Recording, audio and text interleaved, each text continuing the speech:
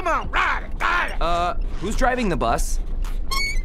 We can't deny the big phenomenon that is the Trolls franchise. Since their debut in 2016, these DreamWorks colored thingies have taken box office and streaming services by storm, to the happiness of all the fans of musicals around the world. 2 feature films, 2 animated series produced for streaming, 2 Christmas specials, and the Trolls still keep on giving. Since they have a 3rd feature film scheduled to be released on November 2023, with the stellar cast of returning voices including Anna Kendrick, Justin Timberlake, Zooey Deschanel, and James Corden, among others, Trolls Holiday in Harmony maintains the quality of the franchise and keeps us hooked until the next film. So while we wait for it, let's discover all the secret details in Trolls Holiday in Harmony. Let's begin. Branch, you're smiling. I am? I am. Wow. Details are important in movies and life and gifts for the holiday season, and we could have seen that survivalist and preppier side of Branch taking the smallest details into account. We could say that he's a bit of a perfectionist. We get a glimpse of this level of attention to detail right in the opening sequence. Did you get the joke we made? Level of attention? No, okay, we'll explain it. Branch uses this little tool called Level to check his bow tie that it's perfectly done. This is a tool used in construction to check the horizontal plane and show if things are built or placed perfectly straight. Now that you know that, you can see how this detail foreshadows the little insanity trip Branch is about to take when he needs to get the perfect gift for Poppy. Well, you know, it is the holiday season, which is why I brought you these. Mittensettas! My favorite! This is no secret at this point, but we need to address how overbearing Poppy's personality can be. We know she means well, we know she's just got too much energy on her hands all the time, but this girl needs to lower her sugar intake. She's just too much. Take that sequence with all the gift-giving plot begins. Branch is trying to take her on a relaxed date. He just wants to hang out with this girl, but she needs to multitask and has hundreds of invitations for her just-invented gift-giving event that involves everyone without their consent. When she asks Branch if he's on board, he clearly says no, and she replies, "That's what I like to hear." Why is she the way she is? Don't have anything to look forward to. I feel really bad for them.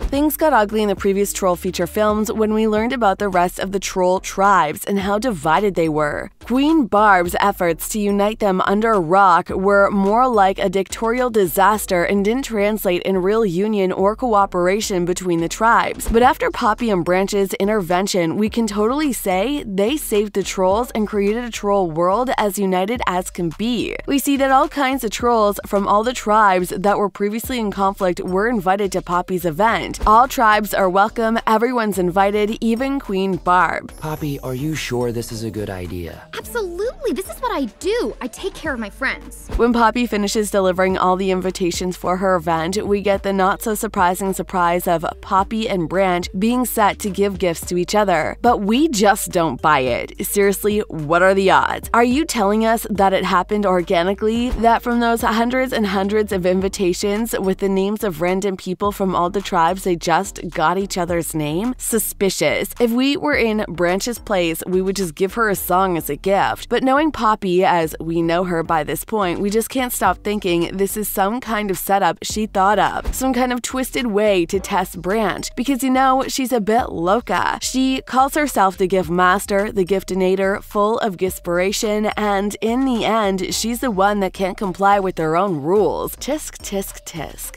Oh, snap. You just talked. We can't get enough of Mr. Dinkles. Seriously, he's all cute and adorable, and all his inventions are hilarious. We know he doesn't say much, and he actually talked and said, "Oh snap," which foreshadowed an interior world deeper than we had imagined. But nothing prepared us for what we see in this special. From that random mention of him losing his hat to the wind while contemplating his existence, surrounded by an unexpected French ancient cinema aesthetic, to that merci hiding in an intricate web of thoughts. Let us reproduce his thoughts for you, because we had to pause that moment. What an incredible, thoughtful gift. I truly appreciate the time and consideration you put into it. We haven't been friends for all that long, but you really do seem to understand me as an individual. It warms my heart and my head to receive this petite chapeau. I hope this signifies the beginning of a long and prosperous friendship. Please know that even if you don't feel the same, my feelings are unchanged. Happy holidays to you and yours. Aw, isn't he adorable? We don't know about you, but we need a Mr. Dinkles spin-off. Hey guys, Captain No Slappy.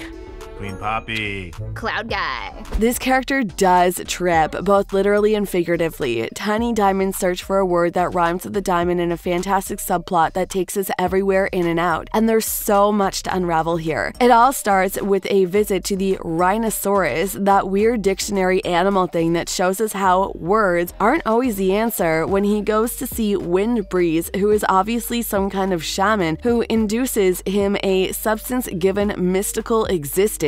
She even has these interdimensional crystal TV things in which she can watch people in real time. So sick. And finally, he takes a trip to the top of the mountain to talk to some Zen-like cloud monks at a temple. There he gets yet another substance-driven trip, this time from a tea, that gives him very Zen answers like you already have the gift and look through the clutter. These trips ultimately let him see that the answer was always within him. Rhyming with daddy instead of trying to rhyme with diamond was the right thing to do. Praising his dad from the love he feels for him is the answer. Oh, and what the heck happens to these clouds when they break their vow of silence? Terrifying. I decided the Bergens need a new holiday, and nobody knows holidays better than us. We'll just give them one of ours. Branch freaks out so bad about having to give Poppy that he creates this insane man vision board. We can totally see how hard his overthinking process is, and it's overwhelming. He even creates an equation, but it's obviously gibberish and nothing he says makes any sense. He doesn't hear a word the funk trolls say about his gift being perfect and builds a gift that goes bigger and wilder in each crazier iteration. A hairstyling, scrapbook maker, smoothie maker. Yeah, it's as nonsensical as it sounds, and in the end, it's an explosion. Thank goodness all the craziness is left behind when Tiny Diamond acts all wise and passes Branch the message he learned in his trip. Hey, love the bow tie.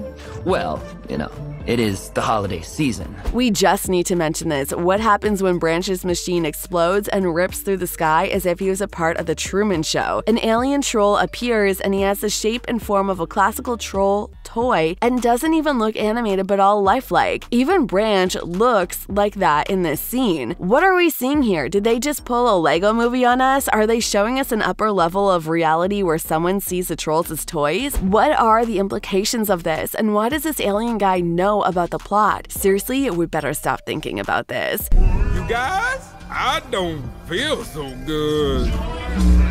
In the end, we get a beautiful message out of all of this madness. What matters is being together. That's what holidays are about, not about gifts. They are focusing on the wrong things even when all of this was Poppy's idea in the first place. And yeah, just like we said before, they could just gift each other with singing and dancing, and that's exactly what Poppy does in the end because she didn't even manage to get a gift for Branch. Branch himself tells Poppy maybe next year we exchange songs instead of gifts. Yeah, Branch, we all saw that coming. It was the obvious solution in this universe. Oh, and a couple of more things before we get to the end of the video. One, although looking for a rhyme thing never mattered, Tiny Diamond didn't even use the word daddy in this rhyme like he said he would. And two, those cloud monks are okay. They just appeared in the sky and started snowing. Phew. And we're done with that. Ugh. Did you catch all of these secret details in Trolls, Holidays, and Harmony? If you were a fan of the franchise, you can go back and rewatch all the productions within its universe as we wait for the release of the third film. Let's keep singing and dancing until then. Anyways, that's all for today's video. Check the rest of our channel for more content about your favorite animated movies. And of course, don't forget to like the video, subscribe to our channel, and turn those notifications on by hitting that little bell if you want to keep receiving awesome stuff like this. Bye. Happy holidays to all. And to all, a good night. Oh, there you are, Mr. Dinkles.